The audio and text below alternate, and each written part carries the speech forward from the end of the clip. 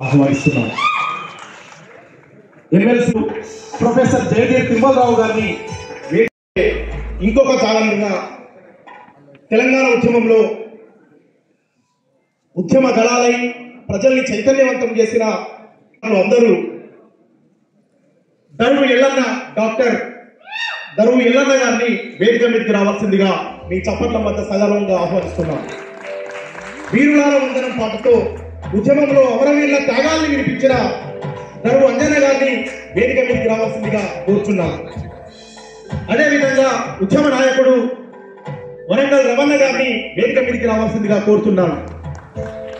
Nandi award గ్రహీత రాతి బొమ్మలోని కొలువైన శివుడు అనే పాటతో ఈ తెలంగాణ ఉద్యమంలో ఉబెత్తిన తల్లుల శోకాన్ని వినిపించిన ఉద్యమకారుడు మిట్టపల్లి సురేందర్ నంది అవార్డు గ్రహీత గారిని వేదిక మీదకి రావాల్సిందిగా కోరుతున్నాం. అదేవిధంగా ఉద్యమ నాయకులు శరత్ చమార్ గారిని వేదిక మీదకి రావాల్సిందిగా కోరుచున్నాం. బహుజన యుద్ధనౌక ఏపూరి సోమన్న గారిని వేదిక మీదకి రావాల్సిందిగా కోరుచున్నాం. అదేవిధంగా పాటమ్మ రాంబాబు గారిని మన తెలంగాణ ఆడబిడ్డ అక్క రేలారే గంగ గారిని వేదిక మీదకి రావాల్సిందిగా కోరుచున్నాం. అదేవిధంగా జానపద గాయకులు రచయిత మల్లిక తేజ గారిని వేదిక మీదకి రావాల్సిందిగా కోరుతున్నాం. అదేవిధంగా నరేష్ గారిని కూడా వేదిక మీదకి రావాల్సిందిగా కోరుతున్నాం.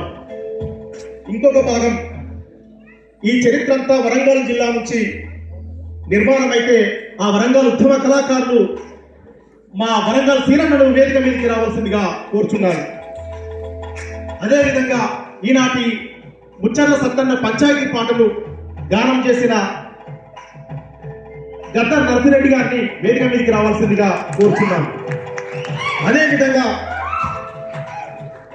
ముచ్చర్ల సత్తన్న గారి ఉద్యమ చరిత్ర గురించి తాను పాట రచించి గానం చేసిన కవి రచయిత మాట తిరుపతి గారిని వేదిక మీదకి రావాల్సిందిగా సగర్వంగా ఆహ్వానిస్తున్నాం. ఇంకొక వరంగల్ ఉద్యమ గాయకులు ఉద్యమకారులు మా గిద్దె రామనరసాయి గారిని వేదిక మీదకి రావాల్సిందిగా సగర్వంగా ఆహ్వానిస్తున్నాం. అదేవిధంగా ముచ్చర్ల పంచాయతీ అనే పాటకి, అదేవిధంగా మాట తిరుపతి రాసిన పాటకి సంగీత దర్శకత్వం వహించి గొప్ప సంగీతాన్ని అందించిన అల రవి గారిని వేదిక మీదకి రావాల్సిందిగా కోరుచున్నాం. అదేవిధంగా తెలంగాణ ఉద్యమ గీతాలకు, జానపద గీతాలకు ఈ రాష్ట్రంతో పాటు వివిధ దేశాల్లో తన వాయిద్య సహకారం అందించిన వాసిది గారిని కూడా వేదిక మీదకి రావాల్సిందిగా కోరుచున్నాం. అదేవిధంగా ఈ కార్యక్రమానికి రూపకల్పనగా అన్ని తానై అంటే పృథ్వీరాజులకు రైట్ హ్యాండ్ గా ఉంటూ ఈ కార్యక్రమాన్ని నిర్వహిస్తున్న మా గురువు ధూమ్ధామ్ వ్యవస్థాపక అధ్యక్షుడు అంతర్పుర నాగరాజన్న గారిని వేదిక మీదకి రావాల్సిందిగా కోరుకుంటూ ఈ కార్యక్రమాన్ని నడిపించవలసిందిగా అధ్యక్షులు పృథ్వీరాజన్నను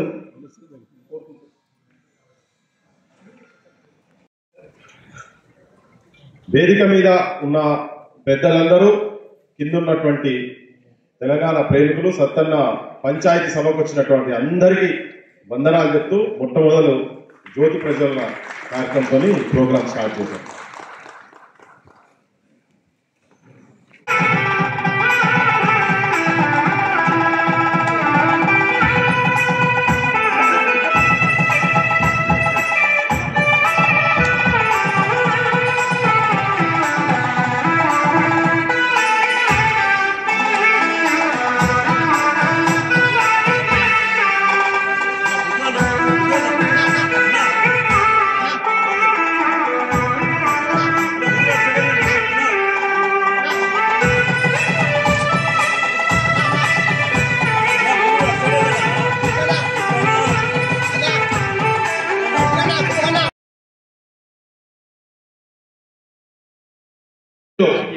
గ్రామ పంచాయతీ ఎలక్షన్స్ మొట్టమొదటిసారి భారతదేశంలో వస్తున్నప్పుడు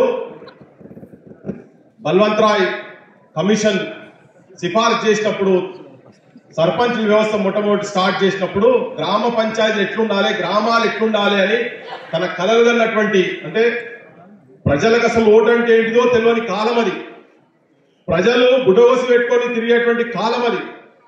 అంటరానితనము భారతదేశం మీద తాండవమాడుతున్నటువంటి కాలంలో ఓటు హక్కు వచ్చిందా, రేపు ఓటు హక్కుతోనే ఎట్లా మార్చుకోగలుగుతామని పంచాయత్ వచ్చిందిరా, పల్లెోడ పల్లెకే విలువ వచ్చేరా, నీ ఊరి బాగోగు నీవే చూడాలిరా, నీ ఊరి మంచి చెడు నీ జిమ్మెదారిరా, బాధ్యతే నీకు వచ్చారా, పల్లెోడ భారీ హత్య వచ్చారా అని చెప్పని 58 రాసిండు.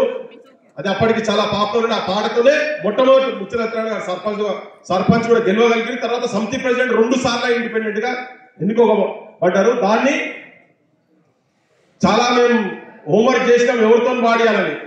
మా నల్గొండ గద్దరన్న నర్సన్నను అడగంగానే ఒప్పుకున్నాడు.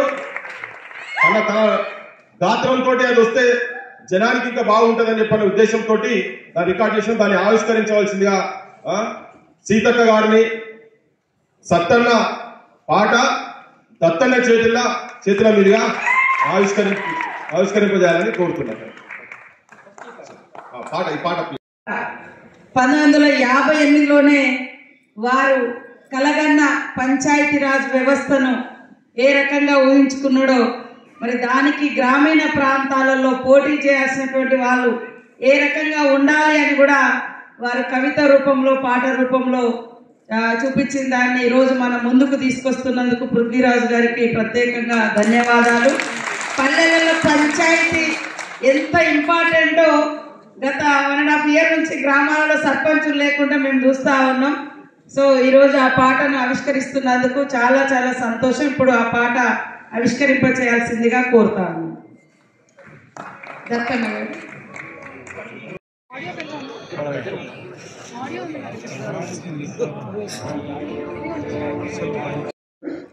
అక్క విమలక్క గారికి, అన్న గిద్ద నర్సయ్య గారికి, మీడియా మిత్రులకు ప్రత్యేకించి ఈరోజు ముత్యాల సత్యనారాయణపై అభిమానంతో, పృథ్వన్నపై అభిమానంతో ఈ కార్యక్రమాన్ని విజయవంతం చేయడానికి మూలల నుండి గ్రామాల నుండి వచ్చేసినటువంటి క్రాంతి దళ్ కనకన మండే నిప్పు కంచులైనటువంటి వీరులు, తీరులు, క్రాంతి దళ్ సూర్యులు, త్యాగమూర్తులందరికీ పేరు పేరున తెలంగాణ ఉద్యమ వందనాలు. జైములు మిత్రులారా, ఎందుకు చెప్తున్నానంటే పృథ్వన్న గురించి నాకు తెలుసు. ఉస్మానియా విశ్వవిద్యాలయంలో పృథ్వన్న తమ్ముడిగా మొట్టమొదటిసారిగా దరువు సంస్థలు స్థాపించినటువంటి వ్యక్తులు వీళ్ళందరూ. ఆ దరువులో భాగంగానే 30 సంవత్సరాలుగా వర్గీకరణ ఉద్యమం చేస్తా ఉంటే మొన్న 1,00,000 డబ్బులు 1000 గొంతులు కార్యక్రమంలో పృథ్వన్నతో పాటు ఇక్కడ ఉన్నటువంటి కళాకారులందరూ వాళ్ళు గొంతెత్తి పాటల ద్వారా, ఆటల ద్వారా చివరి దశకంలో వర్గీకరణను సాధించడంలో కీలక పాత్ర పోషించినటువంటి వాగ్గేయకారులు, కళాకారులు.